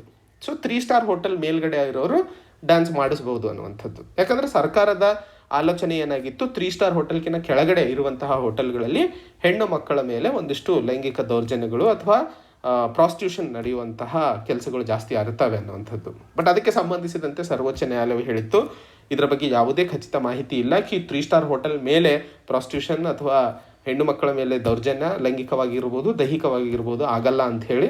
ಸೊ ಇದು ಕಾನೂನು ಸರಿಯಿಲ್ಲ ಅನ್ನುವಂತಹ ವಿಷಯವನ್ನು ಸರ್ವೋಚ್ಚ ನ್ಯಾಯಾಲಯವು ಹೇಳಿತ್ತು. ಸೊ ಈ ರೀತಿಯ ವಿಷಯಗಳನ್ನು ಎಲ್ಲಿವರೆಗೂ, ಯಾಕಂದರೆ ಈ ರೀತಿಯ ಕಾನೂನು ಬರಬೇಕು ಅಂತಂದರೆ ಚರ್ಚೆ ಆಗದಂಗೆ ಬರಬೇಕು. ಯಾಕಂದರೆ ಕೆಳಗಿನ ಹೋಟೆಲವರು ತಪ್ಪು ಮಾಡ್ತಾರೆ, ಮೇಲಿನ ಹೋಟೆಲವರು ತಪ್ಪು ಮಾಡಲ್ಲ ಅನ್ನುವಂಥದ್ದು ಎಲ್ಲೂ ಇಲ್ವಲ್ಲ. ಸೊ ಹಂಗೆ ನೋಡ್ಕೊಂಡಾಗ ಈ ಒಂದು ನಿಟ್ಟಿನಲ್ಲಿ ಡೆಲಿಬರೇಷನ್ಸನ್ನು ವ್ಯಾಲಿಡಿಟಿಗೆ ಲಿಂಕ್ ಮಾಡುವ ಅವಶ್ಯಕತೆ ಇದೆ ಅನ್ನುವಂಥದ್ದನ್ನು 2ನೇ ಮುಖ್ಯವಾದ ವಿಷಯ ಇಲ್ಲಿ. 3ನೇ ಹಂತದಲ್ಲಿ ಮಾತಾಡ್ತಾ ಇರುವಂಥದ್ದು ಪ್ರಿಸಂಪ್ಷನ್ ಆಫ್ ಕಾನ್ಸ್ಟಿಟ್ಯೂಷನಾಲಿಟಿ. ಯಾವುದೇ ಒಂದು ಕಾನೂನನ್ನು ಸರ್ಕಾರ ತಂದಾಗ ಆ ಒಂದು ಕಾನೂನು ಮುಖ್ಯವಾಗಿ ಸಂವಿಧಾನದ ಅಡಿಯಲ್ಲಿ ಅಥವಾ ಸಂವಿಧಾನದ ದಾಯಿರೆಯಲ್ಲೇ ಮಾಡಲಾಗಿದೆ ಅನ್ನುವಂಥದ್ದು ಪ್ರಿಸಂಪ್ಷನ್ ಅಂತಂದರೆ ಅನ್ಕೊಂಬಿಡೋದು, ಅದು ಐತೋ ಇಲ್ಲೋ ಅದು ಸೆಕೆಂಡರಿ. ಸೊ ಆ ಒಂದು ನಿಟ್ಟಿನಲ್ಲಿ ಅದರ ಪ್ರಿಸಂಪ್ಷನ್ನನ್ನು ಬಿಟ್ಟು ಎಲ್ಲ ಲಾಸ್ಗಳನ್ನು ಮುಖ್ಯವಾಗಿ ಕಾನೂನಿನ ದಾಯಿರೆಯಲ್ಲಿ ಇದೆಯಾ ಇಲ್ಲವಾ ಅನ್ನುವಂತಹ ಪ್ರಶ್ನೆಯನ್ನು ಸರ್ವೋಚ್ಚ ನ್ಯಾಯಾಲಯವು ಸಮಯಕ್ಕೆ ಸಮಯ ಅನುಗುಣವಾಗಿ ನೋಡಿದಾಗ ಅದರ ಮೇಲೆ ಹೆಚ್ಚಿನ ಹತೋಟಿಯನ್ನು ಪಡ್ಕೊಳ್ಳಲು ಸಾಧ್ಯವಾಗುತ್ತದೆ. ಉದಾಹರಣೆಗೆ ಬಹಳಷ್ಟು ಕೇಸ್ಗಳು, ಬಹಳಷ್ಟು ಸಂದರ್ಭದಲ್ಲಿ ವಿತೌಟ್ ಕಾನ್ಸ್ಟಿಟ್ಯೂಷನಲ್ ಸ್ಕ್ರೂಟಿನಿ ಹೊರಗೆ ಹೋಗ್ಬಿಡ್ತಾವೆ. ಅಂದರೆ ಮೂಲಭೂತ ಹಕ್ಕುಗಳನ್ನು ಕಾಪಾಡುವಂಥದ್ದು ಸರ್ವೋಚ್ಚ ನ್ಯಾಯಾಲಯದ ಮುಖ್ಯವಾದ ಒಂದು guarantor of constitution fundamental rights ಅಂತಲೇ ಏನು ಕರೆಸ್ಕೊಳ್ತದೆಯೋ ಆಗಿರೋದ್ರಿಂದ ಆ ಒಂದು ಸಂದರ್ಭದಲ್ಲಿ ಎಷ್ಟೋ ಕಾನೂನುಗಳು ಸಂವಿಧಾನದ ದಾಯರೆಯಲ್ಲಿ ಇದ್ದಾವೆ ಅನ್ನುವಂತಹ ಅಸಂಪ್ಷನ್ನೊಂದಿಗೆ ಯಾವುದೇ ಸ್ಕ್ರೂಟಿನಿ ಇಲ್ಲದೆ ಹೋಗ್ಬಿಡ್ತವೆ. ಸೊ ಈ ರೀತಿಯ ಸಂದರ್ಭಗಳನ್ನು ತಡೆ ಹಿಡಿಯುವಂತಹ ನಿಟ್ಟಿನಲ್ಲೂ ಜುಡಿಷಿಯರಿ ಕೆಲಸ ಮಾಡಬೇಕಾಗಿದೆ ಅನ್ನುವಂತಹ ಮಾತನ್ನು ಇಲ್ಲಿ ಹೇಳಲಾಗ್ತಿರುವಂಥದ್ದು. ಒಟ್ಟಾರೆ ಇವತ್ತಿನ ಪ್ರಜಾಪ್ರಭುತ್ವದಲ್ಲಿ ಆಗ್ತಾ ಇರುವಂತಹ ಹಿನ್ನಡತೆ ಕಾನೂನಿನ ಅಥವಾ ಲಾ ಮೇಕಿಂಗ್ ಪ್ರೋಸೆಸ್ನಲ್ಲಿ ಏನು ಕಾಣ್ತಾ ಇದ್ದೀವೋ ಅದನ್ನು ತಡೆ ಹಿಡಿಬೇಕು. ನಮ್ಮ ಪ್ರಜಾಪ್ರಭುತ್ವದ ದೇವಾಲಯ ಅಂತಲೇ ಏನು ಪಾರ್ಲಿಮೆಂಟ್ ಕರೆಸ್ಕೊಳ್ತಾ ಇದೆಯೋ ಅದನ್ನು ಅದರ ಸ್ಯಾಂಕ್ಟಿಟಿಯನ್ನು ಉಳಿಸ್ಬೇಕು ಅಥವಾ ಅದರ ಮಹತ್ವವನ್ನು ಉಳಿಸ್ಕೋಬೇಕು ಅಂತಂದರೆ ಜುಡಿಷರಿ ಒಂದಿಷ್ಟು ಹಸ್ತಕ್ಷೇಪ ಸಪರೇಷನ್ ಆಫ್ ಪವರ್ಸನ್ನು ದಾಯರೆಯಲ್ಲೇ ಮಾಡಬೇಕು ಅಂತ ಹೇಳಿ ಇಲ್ಲಿ ಲೇಖಕರು ಹೇಳಲು ಪ್ರಯತ್ನಿಸ್ತಿರುವಂಥದ್ದು. ಮುಂದಿನ ಆರ್ಟಿಕಲ್ ಟ್ರೂ ಮೆಟಲ್ ಅಂತ ಹೇಳಿ. ಸೊ ಈ ಒಂದು ಆರ್ಟಿಕಲಲ್ಲಿ ನಾವು ಮಾತಾಡ್ತಿರುವಂತಹ ವಿಷಯ ಮುಖ್ಯವಾಗಿ ದೇಶದಲ್ಲಿ ಇವತ್ತಿಗೂ ಅಂಗವಿಕಲತೆಯಿಂದ ಬಳಲ್ತಾ ಇರುವಂತಹ ವ್ಯಕ್ತಿಗಳಿಗೆ ಅನುಕೂಲವಾಗುವಂತಹ ಇನ್ಫ್ರಾಸ್ಟ್ರಕ್ಚರ್ನ ಬಗ್ಗೆ ಮಾತಾಡ್ತಾ ಇರುವಂಥದ್ದು. ಅಂಗವಿಕಲತೆ ಅನ್ನುವಂಥದ್ದು ಅಥವಾ ದಿವ್ಯಾಂಗ ಅಂತ ಏನು ನಾವು ಭಾರತ ಸರ್ಕಾರ ಹೊಸ ಪದವನ್ನು ಕೊಟ್ಟಿದೆಯೋ ಇವರಿಗೆ ಸಂಬಂಧಿಸಿದಂತೆ ಅಥವಾ ಇವರ ಅನುಕೂಲಕ್ಕೋಸ್ಕರ ಇನ್ಫ್ರಾಸ್ಟ್ರಕ್ಚರ್ ಎಷ್ಟರ ಮಟ್ಟಿಗೆ ಭಾರತದಲ್ಲಿ ಬೆಳೆದಿದೆ. ಇವತ್ತು ಪ್ಯಾರಾಒಲಿಂಪಿಕ್ಸ್ನಲ್ಲಿ ಭಾರತದ ಕಡೆಯಿಂದ ಸುಮಾರು 19 ಮೆಡಲ್ಸ್ಗಳನ್ನು ಪ್ಯಾರಾಒಲಿಂಪಿಕ್ ಟೀಮ್ ಭಾರತಕ್ಕೆ ತಂದು ಕೊಟ್ಟಿದೆ ಅಂತಂದರೆ ಅದು ಬಹಳ ದೊಡ್ಡ ಮಟ್ಟದ ಸಾಧನೆ ಆಗಿರ್ತದೆ. ಎಲ್ಲ ಕೈಕಾಲು ಚೆನ್ನಾಗಿದ್ದಾಗಲೇ ನಾವು ಕಾಣ್ತಾ ಇರುವಂತಹ ಮೆಡಲ್ ಟ್ಯಾಲಿ ಎಷ್ಟರ ಮಟ್ಟಿಗೆ ಇದೆ ಅನ್ನುವಂಥದ್ದು ನಮಗೆ ಗೊತ್ತಾಗುತ್ತೆ. ಅದೇ ಸಂದರ್ಭದಲ್ಲಿ ಆ್ಯಂಡ್ ಇದ್ರ ಬಗ್ಗೆ ಜಾಸ್ತಿ ಚರ್ಚೆ ಆಗದೇ ಇರುವಂಥದ್ದು ಇನ್ನೊಂದು ದುರ್ದಾಯಕವಾದ ಸಂಗತಿ, ಒಲಿಂಪಿಕ್ಸ್ನಲ್ಲಿ ಅಥವಾ ನಾರ್ಮಲ್ ಜನ ಅಥವಾ ಪ್ಯಾರಾಒಲಿಂಪಿಕ್ಸ್ ಬಿಟ್ಟು ಬೇರೆ ಒಲಿಂಪಿಕ್ಸ್ನಲ್ಲಿ ಗೋಲ್ಡ್ ಬಂತು, ಬ್ರಾಂಜ್ ಬಂತು ಅಂದಾಗ ದೊಡ್ಡ ದೊಡ್ಡ ಹಬ್ಬ ಮಾಡಿದರು, ಕೋಟ್ಯಾಂತರ ರೂಪಾಯಿ ಹಣವನ್ನು ಅವರಿಗೆ ಗಿಫ್ಟ್ ಅಥವಾ ಪ್ರೈಸ್ ಮನಿಯಾಗಿ ಕೊಟ್ಟರು. ಬಟ್ ಪ್ಯಾರಾಒಲಿಂಪಿಕ್ಸ್ನಲ್ಲಿ ಅಷ್ಟರ ಮಟ್ಟಿಗೆ ಮಾತಾಡದೇ ಇರುವಂಥದ್ದು ಅಥವಾ ಅವರು ಮಾಡಿದಂತಹ ಸಾಧನೆಯನ್ನು ಹೆಚ್ಚಿಗೆ ಕವರೇಜ್ ಕೊಡದೇ ಇರುವಂಥದ್ದು ನಮ್ಮ ಸಮಾಜದ ಒಂದು ದುರ್ದಾಯಕ ಸಂಗತಿಯಾಗಿರುತ್ತದೆ. ಯಾಕಂದರೆ ಒಬ್ಬ ವ್ಯಕ್ತಿ ಅಷ್ಟೊಂದು ಡಿಸೆಬಿಲಿಟೀಸ್ ಇದ್ದಾಗಲೂ ಸಹ ಅವನ ವಿಲ್ ಪವರ್ನ ಅಷ್ಟು ಗಟ್ಟಿಗೆ ಎತ್ತರಕ್ಕೆ ಏರಿಸ್ಕೊಂಡು ಅವನು ಹಗಲು ರಾತ್ರಿ ಪ್ರಾಕ್ಟೀಸ್ ಮಾಡಿ ಪ್ರಪಂಚದ ಪ್ಲ್ಯಾಟ್ಫಾರ್ಮ್ನಲ್ಲಿ ಮೆಡಲ್ ಅದು ಹೆಚ್ಚಿಗೆ ತರ್ತಾ ಇದ್ದಾನೆ ಅಂತಂದಾಗ ಅದ್ರ ಬಗ್ಗೆ ಒಂದಿಷ್ಟು ಶ್ಲಾಘನೆ ಮಾಡುವಂಥದ್ದು ಅಥವಾ ಅದ್ರ ಬಗ್ಗೆ ಮಾತಾಡುವಂಥದ್ದು ಬಹಳ ಇಂಪಾರ್ಟೆಂಟ್ ಆಗಿರುತ್ತದೆ. ಸೊ ಅದೆಲ್ಲ ಸಪ್ರೇಟ್ಲಿ ನೋಡೋಣ. ಅದು ಸಾಮಾಜಿಕ ಮನಸ್ಥಿತಿ ಬದಲಾಗುವಂತಹ ವಿಷಯಕ್ಕೆ ಸಂಬಂಧಿತವಾಗಿರುವಂತಹ ವಿಷಯ ಆಗಿರುತ್ತದೆ. ನಮಗೆ ಇಲ್ಲಿ ಆರ್ಟಿಕಲಲ್ಲಿ ಅರ್ಥೈಸಿಕೊಳ್ಳಬೇಕಾಗಿರುವಂಥದ್ದು ಮುಖ್ಯವಾಗಿ ಸರ್ಕಾರ ಮಾಡಿದಂತಹ ಒಂದು ಸರ್ವೆ ಪ್ರಕಾರ ಭಾರತದ 2.2% ಪಾಪ್ಯುಲೇಷನ್ ಏನು ಡಿಸಬಲ್ ಆಗಿದೆಯೋ ಅಥವಾ ಅಂಗವಿಕಲರಿದ್ದಾರೋ ಇವರು ಇವತ್ತು ಜಪಾನ್ನಲ್ಲಿ ನಡೆದಂತಹ ಪ್ಯಾರಾಒಲಿಂಪಿಕ್ಸ್ನಲ್ಲಿ 19 ಮೆಡಲ್ಗಳನ್ನು 5 ಗೋಲ್ಡ್ 8 ಸಿಲ್ವರ್ 6 ಬ್ರಾಂಜ್ ಅಂತಂದರೆ ಅಷ್ಟು ಮೆಡಲ್ಸ್ಗಳನ್ನು ಪಡ್ಕೊಂಡು 24ನೇ ಸ್ಥಾನವನ್ನು ಇಡೀ ರಾಷ್ಟ್ರದಲ್ಲಿ ಅಥವಾ ಪ್ರಪಂಚದಲ್ಲಿ ಪಡ್ಕೊಂಡಿರುವಂಥದ್ದು. 2018 ಅಥವಾ 16 ರಿಯೋ ಡಿ ಜನರಿಯೋದಲ್ಲಿ ನಡೆದಂತಹ ಹಳೆ ಒಲಿಂಪಿಕ್ಸ್ ಗೇಮ್ಸ್ನಲ್ಲಿ ಪಡೆದಂತಹ ಮೆಡಲ್ಸ್ ಬರೀ 4 ಆಗಿತ್ತು. ಸೊ ಇವತ್ತು 19 ಆಗಿದೆ ಅಂತಂದರೆ ಅದರಲ್ಲಿ ಬಹಳ ದೊಡ್ಡ ಮಟ್ಟದ ಏರಿಕೆಯನ್ನು ನಾವು ಕಾಣಿದ್ದೀವಿ ಅನ್ನುವಂಥದ್ದು.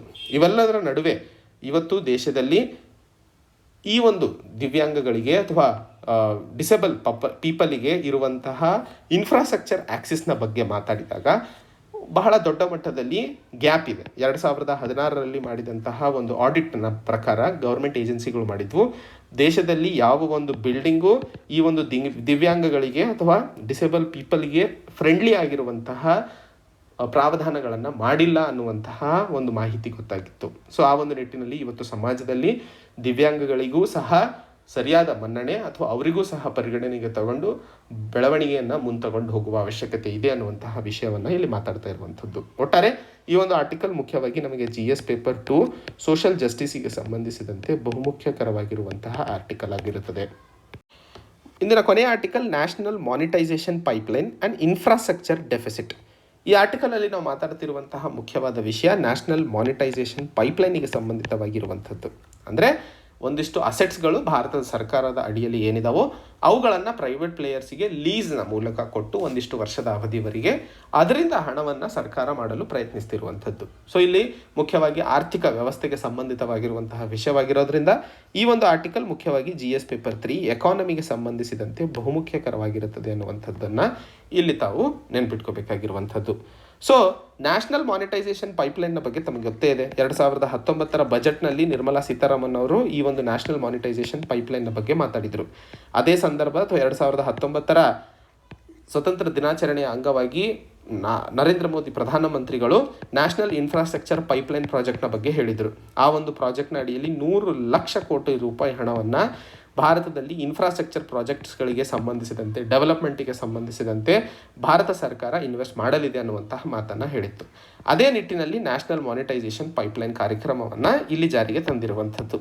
ಈ ಒಂದು ಕಾರ್ಯಕ್ರಮದ ಅಡಿಯಲ್ಲಿ ಸರ್ಕಾರದ ಅಡಿಯಲ್ಲಿ ಇರುವಂತಹ ಪಬ್ಲಿಕ್ ಅಸೆಟ್ಸ್ಗಳು ಏನಿದಾವಲ್ಲ, ಇವುಗಳನ್ನು ಪ್ರೈವೇಟ್ ಪ್ಲೇಯರ್ಸಿಗೆ ಒಂದಿಷ್ಟು ಕಾಲಾವಧಿಗೆ ಲೀಸ್ ಅಥವಾ ಟ್ರಾನ್ಸಾಕ್ಷನ್ ಆಧಾರದ ಮೇಲೆ ಬಿಟ್ಟುಕೊಡಲಾಗುತ್ತೆ. ಸೊ ಈ ಲೀಸ್ ಸಮಯ ಮುಗಿದ ಮೇಲೆ ಈ ಪ್ರೈವೇಟ್ ಪ್ಲೇಯರ್ಸ್ ಆ ಒಂದು ಅಸೆಟ್ಟನ್ನು ಭಾರತ ಸರ್ಕಾರಕ್ಕೆ ವಾಪಸ್ ಕೊಡಬೇಕಾಗಿರುತ್ತೆ. ಇದರಿಂದ ಮುಖ್ಯವಾಗಿ ಮುಂದಿನ 4 ವರ್ಷಗಳಲ್ಲಿ ಸುಮಾರು 6 ಲಕ್ಷ ಕೋಟಿ ರೂಪಾಯಿ ಹಣವನ್ನು ಭಾರತ ಸರ್ಕಾರ ಮಾರುಕಟ್ಟೆಯಿಂದ ಎತ್ತುವ ದೊಡ್ಡ ಮಟ್ಟದ ಪ್ರಾಜೆಕ್ಟನ್ನೇ ಇಟ್ಟಿದೆ ಅನ್ನುವಂಥದ್ದು ನಮಗೆ ಗೊತ್ತಿರುವಂತಹ ಮಾಹಿತಿಯಾಗಿರುತ್ತದೆ. ಸೊ ಇಲ್ಲಿ ಮುಖ್ಯವಾಗಿ ಮಾತಾಡ್ತಾ ಇರುವಂಥದ್ದು ಅಥವಾ ಸಮಸ್ಯೆಗಳು ಈ ಒಂದು ಪ್ರಾಜೆಕ್ಟಿಗೆ ವಿರುದ್ಧವಾಗಿ ಇರುವಂಥದ್ದು, ಮೊದಲನೇದು ಈ ಒಂದು ಕ್ರಮದಿಂದಾಗಿ ಮೊನೊಪಲೈಸೇಷನ್ ಮಾರುಕಟ್ಟೆಯಲ್ಲಿ ಅಥವಾ ಇನ್ಫ್ರಾಸ್ಟ್ರಕ್ಚರಲ್ಲಿ ಜಾಸ್ತಿ ಆಗುತ್ತೆ. ಎರಡನೇದು ಹಣ ಅಥವಾ ಮೊತ್ತವು ಜಾಸ್ತಿ ಆಗುತ್ತೆ. ಹೇಗೆ ಅನ್ನುವಂಥದ್ದನ್ನು ನಾನು ಸಂಕ್ಷಿಪ್ತವಾಗಿ ಹೇಳ್ತೀನಿ. ಸಮಸ್ಯೆ ಮುಖ್ಯವಾಗಿ ಮೊನೊಪಲಿ ಮತ್ತು ಪ್ರೈಸ್ ರೈಸ್ನ ಬಗ್ಗೆ ಇಲ್ಲಿ ಮಾತಾಡ್ತಾ ಇರುವಂಥದ್ದು. ಸೊ ಈ ಒಂದು ಪ್ರಾಜೆಕ್ಟ್ ಅಥವಾ ನ್ಯಾಷನಲ್ ಮಾನಿಟೈಸೇಷನ್ ಪೈಪ್ಲೈನ್ನಿಂದಾಗಿ ಮೊನೊಪಲಿ ಮಾರುಕಟ್ಟೆಯಲ್ಲಿ ಜಾಸ್ತಿ ಆಗುತ್ತೆ ಅಂತ ಹೇಳಲಾಗ್ತದೆ, ಅಥವಾ ಪ್ರೈಸ್ ರೈಸನ್ನು ಜಾಸ್ತಿ ಕಾಣ್ತೀವಿ ಅನ್ನುವಂಥದ್ದು. ಮೊನೊಪಲಿ ಜಾಸ್ತಿ ಆಗುತ್ತೆ. ಯಾವುದ್ರಲ್ಲಾಗುತ್ತೆ? ಯಾವುದಾದ್ರೂ ಹೈವೇ ಇದೆ ಅಥವಾ ರೈಲ್ವೆ ಲೈನ್ ಇದೆ, ಇದರಲ್ಲಿ ಮೊನೊಪಲೈಸೇಷನ್ ಬಿಟ್ಟರೆ ಬೇರೆ ಆಪ್ಷನ್ ಇಲ್ಲ. ಯಾಕಂದರೆ ಒಬ್ಬರಿಗೆ ಕೊಡಬೇಕಾಗುತ್ತೆ. ಅರ್ಧ ಕಿಲೋಮೀಟರ್ ಅಥವಾ 10 ಕಿಲೋಮೀಟರ್ ಒಬ್ರಿಗೆ ಕೊಡೋಕ್ಕಾಗೋದಿಲ್ಲ. ಆದರೆ ವೇರ್ ಹೌಸಸ್ಗಳು, ಗೋಡೌನ್ಗಳು ಸರ್ಕಾರದ್ದು ಏನಿದ್ದಾವೆ, ಎಷ್ಟೊಂದಿದ್ದಾವೆ, ಅವುಗಳನ್ನು ಒಬ್ಬರಿಗೆ ಕೊಡೋ ಅವಶ್ಯಕತೆ ಇಲ್ಲ. ಜಿಲ್ಲೆಗೆ ಬೇರೆ ಬೇರೆ ಇದ್ದಾವೆ, ರಾಜ್ಯಕ್ಕೆ ಬೇರೆ ಬೇರೆ ಇದ್ದಾವೆ. ಸೊ ಇವುಗಳನ್ನು ಬೇರೆ ಬೇರೆಯವರಿಗೆ ಕೊಡಬಹುದು. ಸೊ ಪ್ರಾಜೆಕ್ಟ್ಸ್ಗಳ ಆಧಾರದ ಮೇಲೆ ಮೊನೊಪಲೈಸೇಷನ್ ಡಿಸೈಡ್ ಆಗುತ್ತೆ ಹೊರತು ಜನ ಹೇಳ್ತಿರೋ ಹಾಗೆ ಎಲ್ಲ ಪ್ರಾಜೆಕ್ಟ್ಸ್ಗಳು ಮೊನೊಪಲೈಸ್ ಆಗುತ್ತೆ ಅನ್ನುವಂಥದ್ದು ಸುಳ್ಳು ಅನ್ನುವಂಥದ್ದು ತಪ್ಪು ಮಾಹಿತಿ ಅನ್ನೋಂಥ ಹೇಳಲಾಗ ಪ್ರಯತ್ನಿಸ್ತಿರುವಂಥದ್ದು. ಆ್ಯಂಡ್ ಮುಖ್ಯವಾಗಿ ಸಪೋಸ್ ನ್ಯಾಷನಲ್ ಹೈವೇ ಪ್ರಾಜೆಕ್ಟ್ಸ್ಗಳಿದ್ದಾವೆ, ಇದನ್ನು ಪ್ರೈವೇಟಿಗೆ ಕೊಡೋದ್ರಿಂದ ಪ್ರೈವೇಟ್ ಅವರು ಸಪೋಸ್ ಒಂದು ಪ್ರಾಜೆಕ್ಟನ್ನು ಡೆವಲಪ್ ಮಾಡೋದಕ್ಕೆ ಎಷ್ಟು ದೊಡ್ಡ ಮಟ್ಟದ ಹಣ ಹಾಕ್ತಾರೋ ಅಷ್ಟು ದೊಡ್ಡ ಮಟ್ಟದಲ್ಲಿ ಪ್ರಾಫಿಟನ್ನು ಅವ್ರು ಬಯಸ್ತಾರೆ. ಸೊ ಆ ಒಂದು ನಿಟ್ಟಿನಲ್ಲಿ ಈ ಒಂದು ಪ್ರಾಜೆಕ್ಟ್ಸ್ ರೋಡ್ಗಳನ್ನು ಡೆವಲಪ್ ಮಾಡಿದಿರ ಮೇಲೆ ಟೋಲನ್ನು ಹಾಕಲಾಗುತ್ತೆ. ಈ ಟೋಲ್ನಲ್ಲಿ ಆಗುವಂತಹ ಏರಿಕೆ ಮುಖ್ಯವಾಗಿ ಜನರ ಮೇಲೆ ಅಥವಾ ನಾಗರಿಕರ ಮೇಲೆ ಬೀಳುತ್ತದೆ ಅನ್ನುವಂಥದ್ದು ಒಂದಿಷ್ಟು ಸಂಕೋಚ ಜನರಲ್ಲಿ ಇರುವಂಥದ್ದು.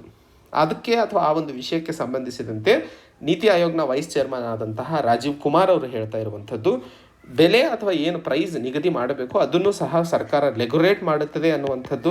ಆ ಒಂದು ರೆಗ್ಯುಲೇಷನ್ ಇನ್ಫ್ಲೇಷನಿಗೆ ಅನುಗುಣವಾಗಿ ಮಾಡಲಾಗುತ್ತದೆ ಅನ್ನುವಂತಹ ಮಾತನ್ನು ಅವ್ರು ಹೇಳಿರುವಂಥದ್ದು.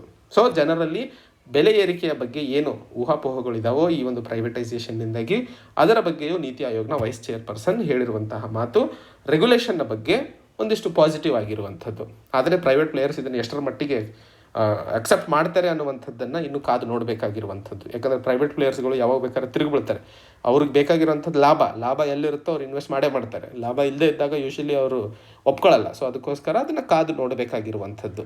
ಸೊ ಒಟ್ಟಾರೆ ಮೊನೊಪಲೈಸೇಷನ್ ಮತ್ತು ಪ್ರೈಸ್ ರೈಸ್ನ ಬಗ್ಗೆ ಏನು ಜನರಲ್ಲಿ ಒಂದಿಷ್ಟು ಹಿಂಜರಿಕೆ ಅಥವಾ ನೆಗೆಟಿವ್ ಮೈಂಡ್ಸೆಟ್ ಇದೆಯೋ ನ್ಯಾಷನಲ್ ಮಾನಿಟೈಸೇಷನ್ ಪೈಪ್ಲೈನ್ನ ಬಗ್ಗೆ, ಆ ಒಂದು ವಿಷಯಕ್ಕೆ ಸಂಬಂಧಿಸಿದಂತೆ ಸರ್ಕಾರ ಒಂದಿಷ್ಟು ಕ್ರಮಗಳನ್ನು ಕೈಗೊಳ್ಳಲಿದೆ ಅನ್ನುವಂತಹ ಮಾತನ್ನು ಇಲ್ಲಿ ಹೇಳಲು ಪ್ರಯತ್ನಿಸ್ತಿರುವಂಥದ್ದು. ಆ್ಯಂಡ್ ಇನ್ನೊಂದು ಮುಖ್ಯವಾಗಿ ನ್ಯಾಷನಲ್ ಮಾನಿಟೈಸೇಷನ್ ಪೈಪ್ಲೈನ್ನ ಅವಶ್ಯಕತೆ ಏನಿದೆ, ಇದು ನಿಜವಾಗ್ಲೂ ಅವಶ್ಯಕತೆ ಇತ್ತ ಅನ್ನುವಂತಹ ಪ್ರಶ್ನೆಗೆ ಮಾತನ್ನು ಅಥವಾ ಉತ್ತರವನ್ನು ಕಂಡು ಹಿಡಿದಾಗ ಸರ್ಕಾರ ಮೊದಲಿಗೆ ಇರುವಂಥದ್ದು ರಿಸೋರ್ಸಸ್ಗಳು ಕಮ್ಮಿ ಇದ್ದಾವೆ ಭಾರತದಲ್ಲಿ. ಅದನ್ನು ಒಂದು ಪ್ರಾಜೆಕ್ಟಲ್ಲಿ ಇನ್ವೆಸ್ಟ್ ಮಾಡಿದ ಮೇಲೆ ಅದರಿಂದ ಬರುವಂತಹ ಪ್ರಾಫಿಟ್ ಅಥವಾ ಅದರಿಂದ ನಾವು ಹೂಡಿಕೆ ಮಾಡಿದಂತಹ ಹಣವನ್ನು ಹಿಂಪಡೆದು ಆ ಒಂದು ಹಣವನ್ನು ಇನ್ನೊಂದು ಪ್ರಾಜೆಕ್ಟಲ್ಲಿ ಇನ್ವೆಸ್ಟ್ ಮಾಡುವಂತಹ ಸಮಯ, ಈ ಗ್ಯಾಪ್ ಏನಿದೆಯಲ್ಲ, ಇದು ಬಹಳ ದೊಡ್ಡದಿದೆ. ಆ್ಯಂಡ್ ಪ್ರಪಂಚದಲ್ಲಿ ಎಲ್ಲಿ ನೋಡಿದರೂ ಇನ್ಫ್ರಾಸ್ಟ್ರಕ್ಚರ್ ಮೇಲೆ ಗೌರ್ಮೆಂಟೇ ಇನ್ವೆಸ್ಟ್ ಮಾಡುತ್ತೆ ಯಾವಾಗಲೂ. ಯಾಕಂದರೆ ಜನರಿಗೆ ಅನುಕೂಲವಾಗುವಂತೆ ಜನರ ಒಂದು ಕುಂದುಕೊರತೆಗಳನ್ನು ಪರಿಗಣನೆಗೆ ತಗೊಂಡು ಈಕ್ವಲ್ ಡಿಸ್ಟ್ರಿಬ್ಯೂಷನ್ ಅಥವಾ ಈಕ್ವಲ್ ಆಗಿ ಎಲ್ಲ ಭಾಗದ ಜನರಿಗೆ ಲಾಭ ಆಗುವಂತೆ ಕೆಲಸವನ್ನು ಮಾಡುತ್ತೆ. ಬಟ್ ಈ ಒಂದು ಸಂದರ್ಭದಲ್ಲಿ ಈ ಪ್ರಾಜೆಕ್ಟ್ಸ್ಗಳು ರಿಸೋರ್ಸ್ ಕನ್ಸ್ಟ್ರೆಂಟ್ಗಳು ಇರೋದ್ರಿಂದ ಹೆಚ್ಚಿಗೆ ಡೆವಲಪ್ಮೆಂಟನ್ನು ಕಾಣಲು ಸಾಧ್ಯವಾಗ್ತಿಲ್ಲ. ಆ್ಯಂಡ್ ಕೋವಿಡ್-19 ಆರ್ಥಿಕ ಹಿಂಜರಿತ ಇರುವಂತಹ ನಿಟ್ಟಿನಲ್ಲಿ ಇವತ್ತು ಫಿಸ್ಕಲ್ ಸ್ಟಿಮ್ಯುಲಸ್ ಅಥವಾ ಇನ್ವೆಸ್ಟ್ಮೆಂಟ್ನ ಅವಶ್ಯಕತೆ ತುಂಬ ಜಾಸ್ತಿ ಇದೆ. ಸೊ ಆ ಇನ್ವೆಸ್ಟ್ಮೆಂಟ್ ಬಂದಾಗಲೇ ಭಾರತದ ಆರ್ಥಿಕ ವ್ಯವಸ್ಥೆ ಚೇತರಿಕೆ ಕಡೆಗೆ ಹೋಗಲು ಸಾಧ್ಯವಾಗುತ್ತದೆ ಅನ್ನುವಂಥದ್ದು. ಬಟ್ ಇದೆಲ್ಲರ ನಡುವೆ ಒಂದು ನೆಗೆಟಿವ್ ಪಾಯಿಂಟ್ ಕಾಣ್ತಾ ಇರುವಂಥದ್ದು ಏನಪ್ಪ ಅಂತಂದರೆ, ಭಾರತ ಸರ್ಕಾರದ ಕಡೆಯಿಂದ ನ್ಯಾಷನಲ್ ಇನ್ಫ್ರಾಸ್ಟ್ರಕ್ಚರ್ ಪೈಪ್ಲೈನ್ನ ಅಡಿಯಲ್ಲಿ 100 ಲಕ್ಷ ಕೋಟಿ ರೂಪಾಯಿಗಳನ್ನು ಇನ್ವೆಸ್ಟ್ ಮಾಡಲಾಗುತ್ತೆ ಅನ್ನೋಂಥ ಮಾತನ್ನು ಪ್ರಧಾನಮಂತ್ರಿಗಳು ಹೇಳಿದರು. ಆದರೆ ನ್ಯಾಷನಲ್ ಮಾನಿಟೈಸೇಷನ್ ಪೈಪ್ಲೈನ್ನ ಅಡಿಯಲ್ಲಿ ಮುಂದಿನ 4 ವರ್ಷಗಳಲ್ಲಿ ಬರೀ 6 ಲಕ್ಷ ಕೋಟಿ ರೂಪಾಯಿಗಳ ಬಗ್ಗೆ ಮಾತಾಡಲಾಗ್ತಿದೆ. ಉಳಿದಂತಹ 94 ಲಕ್ಷ ಕೋಟಿ ರೂಪಾಯಿ ಎಲ್ಲಿಂದ ಬರುತ್ತೆ, ಹೇಗೆ ಸರ್ಕಾರ ಇದನ್ನು ಮಾಡಲು ಸಾಧ್ಯವಿದೆ? ಸೊ ಎಲ್ಲಿ ಭಾರತ ಸರ್ಕಾರ ಒಂದಿಷ್ಟು ಪ್ರಾಜೆಕ್ಟ್ಗಳನ್ನು ಅಂಡರ್ ವ್ಯಾಲ್ಯೂ ಮಾಡ್ತಾ ಇದೆಯಾ ಅನ್ನುವಂತಹ ಒಂದಿಷ್ಟು ವಿಷಯದ ಬಗ್ಗೆ ಒಂದು ಸಂಕೋಚವನ್ನು ವ್ಯಕ್ತಪಡಿಸ್ತಾ ಇರುವಂಥದ್ದು ಲೇಖಕರು ಇಲ್ಲಿ ಅರ್ಥೈಸಿಕೊಳ್ಳಬೇಕಾಗಿರುವಂಥದ್ದು. ಸೊ ಇದು ಇವತ್ತಿನ ಸುದ್ದಿ ವಿಶ್ಲೇಷಣೆ ಗೆಳೆಯರೆ. ಮುಖ್ಯವಾಗಿ ಮತ್ತೆ ಹೊಸ ಸಂಚಿಕೆಯೊಂದಿಗೆ ಭೇಟಿಯಾಗೋಣ. ಜೈ ಹಿಂದ್, ಜೈ ಕರ್ನಾಟಕ.